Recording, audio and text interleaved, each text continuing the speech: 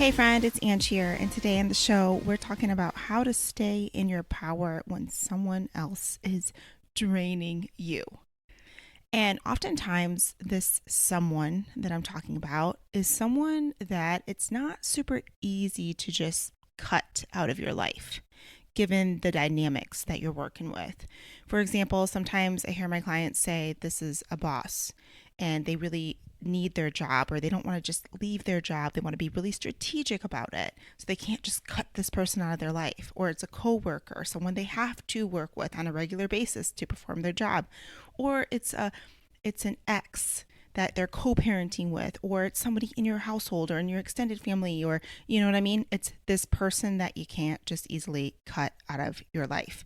And it sucks when you feel like your energy is drained by this person. So, today, what I'm going to do is I'm going to talk to you about how to really, like I said, stay in your power when you are around this person. But before we do that, I got to give you a quick update. So, right now, I'm actually standing in my kitchen. It's been a little bit of a chaotic morning because we are preparing to leave for our Spain trip. So, we're going to do the Camino de Santiago. We're hiking it again. We did this a few years ago, but this time we're doing it with our son, a toddler. So it's going to be a whole situation, another kind of adventure. And Ian's going to be carrying him on his back. And it took me literally a full day, I felt like, to pack everything and think through all the things because all of our stuff is going into one bag, like one hiking bag. That's everything I need for Zion. And you know how it is. If you have kids, like I have diapers and all the things. Um, just so many things I had to think about, different outfits. So it's mostly his stuff in this one bag, all of our family stuff in this one bag. Y'all, we crazy, but we're making it happen. And yeah, so this morning I was making breakfast, like packing sandwiches for the road, running around. Sign just got out of the shower, and I need to leave here in like 25 minutes. So it's gonna be quick, but I just had to give you an update around what's going on in my life. The other thing that's going on in my life is I actually am dealing with someone in my life who I find to be very draining to me for a variety of reasons. And like I described earlier, this is not someone I can just easily cut out of my life. Like there's consequences to that. And there's a lot of time that it would involve of me doing things. It's not easy. It's a complicated situation. Because I always say this. I say, when you deal with someone that you feel like is just you find yourself kind of giving your power away a lot of times around this person. And what I mean by that is your energy gets drained by them. And that's an example of giving your power away because you let your energy be drained by that person. And it can make perfect sense. Like it would make perfect sense why you're upset. It makes perfect sense why you're frustrated. Like that stuff I do want to acknowledge and validate, and we're going to talk about that. But I just want to also acknowledge there's always two choices. The first choice is one, you remove yourself from the situation. And we can't always do that given the dynamics. Because you've decided, I want you to do this from a high energy place. So if you do, you've decided, I don't like how much effort it takes for me to manage my mind around that person. Like, I don't like that. So I'm just not going to be around them. And that makes sense. But again, sometimes you can't just do that. This second choice that you have is to manage your mind around that person. And that's kind of what we're talking about today is like, how do I manage my mind? Because the mind is what's causing you to feel the way that you feel around that person. It's the stories that you make up about the situation. It's the stories that you have around how you feel like you have to perform a certain way. You have to do XYZ thing, like that kind of stuff that runs the feelings if you really check in. All right, so what I'm going to do is pull up my notes real quick and we're just going to get right into the strategies of what to do in this situation. Number one is you first need to acknowledge and validate yourself. Of course, you would feel frustrated. Of course, you'd be upset. Of course, you would feel whatever you feel around this person, given the fact that they show up in a certain way that may challenge some of your greatest values. That's often what it's about. It's like you really value something, like it could be respect, it could be quality work, it could be whatever it is. There's some value of yours that is being challenged when you're around this person, probably because they don't value it like you do, that same value. And that is really frustrating. That's a very good way to drain someone's energy is to challenge their values. So I just want to just acknowledge where that's coming from. Like, of course you'd feel this way. It makes perfect sense. So you need to acknowledge and validate yourself. Anyone in that situation would probably feel that way if they valued the thing that you valued. I just want to acknowledge and validate you right here. Okay. So you're not going to be able to shift your energy in this situation if you're too busy like judging yourself in that situation for having the feelings that you do. Because sometimes we question, we're like, like you start to question how you're feeling. Is it me? Should I be doing this different? Should I, like you start to do that kind of stuff. No, what we're going to do right here is we're going to acknowledge and validate it makes sense that you feel this way in this situation, given your values, given your experiences that you've had. All right, good. We see that. And then what's really cool is that acknowledges the catabolic energy that is there. Makes sense that this feels hard given what you're going through. Like we could keep going on about this. So that's going to help you move forward. And that's the first thing you want to do for yourself. I am often telling myself that when things are hard, I'm like, of course you would feel like this is hard. Of course this, and I constantly doing it. And I do it for other people too, but it lets that catabolic energy be seen, as I would say. Then this is the second step. After you've acknowledged and validated yourself, maybe you even notice what value of yours is being challenged. And then maybe that's wisdom for you. You're like, I want to honor that value more in my life. What does that look like? All right, let's move on to the second thing. The second thing is you shift to this curious energy. That is the state up. You're going to shift from a catabolic state to an anabolic state. And how do you do this? You ask yourself a question. You say, what are my options here? And what are the consequences of each? What are my options here? And that's when you might lay out like, I could leave this situation. I could cut this person out of my life. But then what happens as a result of it? So you need to think through all of those things. And then there might be more options. Like, for example, I'm thinking of some of my clients right now that I work with on their careers where they may be like, okay, I could just flat out just leave right now. But then I'd be missing out on sometimes it's like they're missing out on some bonus or something that's coming up, or they're like, oh, that wouldn't really serve me, because then, we go down the list. We talk about the consequences of that. And I've had other people actually be like, consequences aren't that bad. And we talked through that and they've actually decided to leave. So it just, you got to evaluate the situation. So what are my options and what are the consequences of each?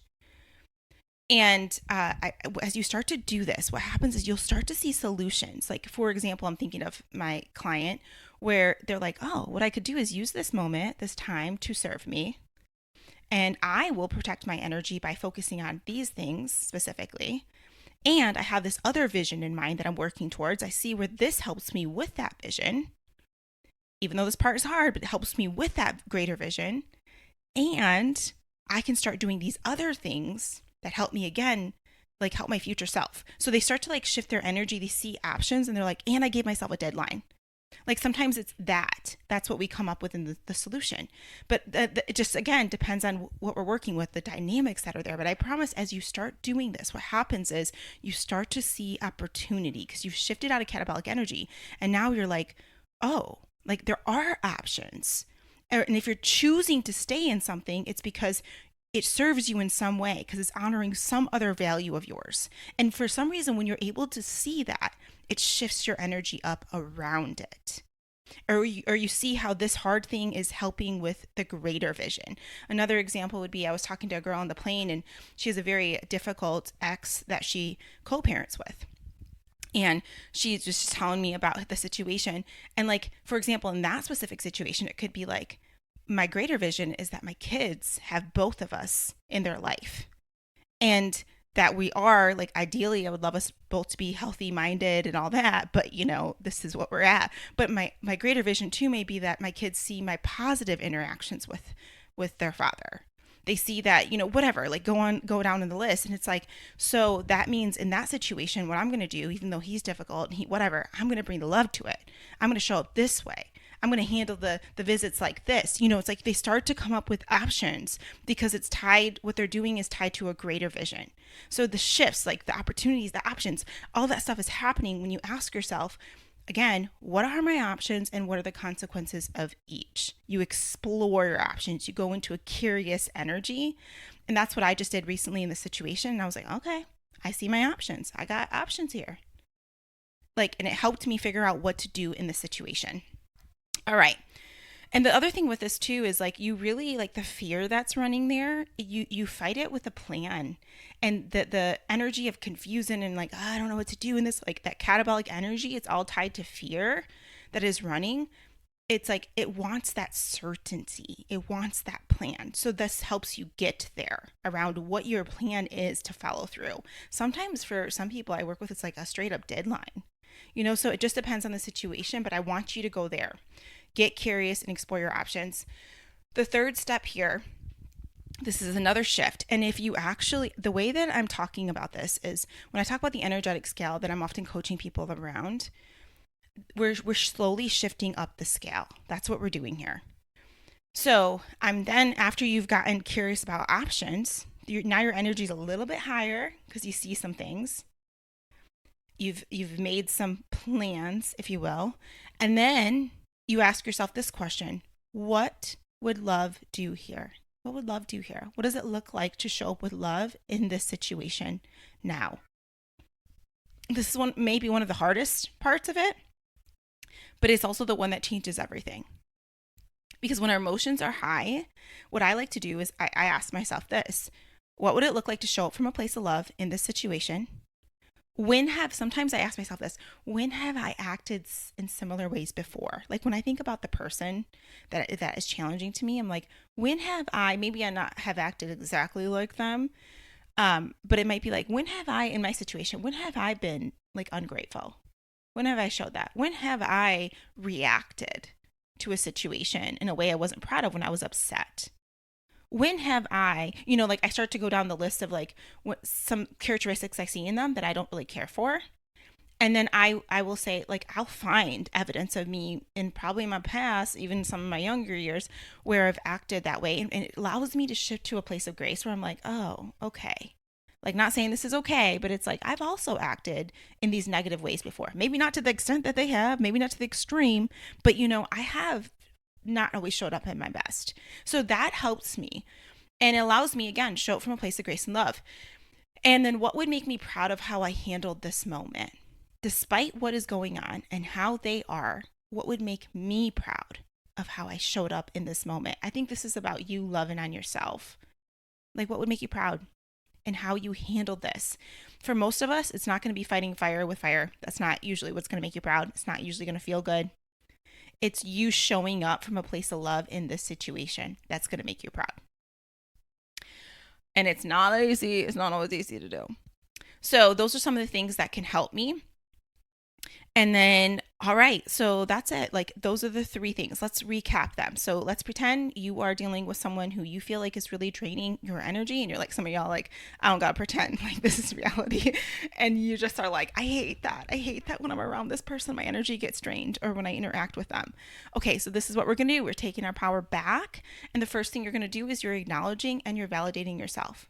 It makes sense you would feel this way. Of course you would. Given a big value of yours is challenged, given the experiences you've had, given whatever you've been handling on your plate at this time. Of course you would feel that way. Then we're going to shift into what your options are. Curiosity. What are my options? And what are the consequences of each? Oh, I could leave this situation. I could cut this person out, or I could do this, or I could think about my future self and my vision for my future self, and how does this align with that? And then the third part is asking yourself, what would love do here? What does it look like to show up from a place of love in this situation? What ways have I acted maybe similar before? Like I brought in that lower energy too at different times. What would make me proud of how I handled this situation? What would make me proud? One of my favorite questions to ask myself. That's the one that gets me out of bed when I don't want to work out. That's the one that gets me to do anything I don't want to do, is what would make me proud if I showed up. All right, y'all. I hope you enjoyed this episode. I'm going to be heading out the door soon here for my trip. Have a blessed week. I will talk to you soon. Bye.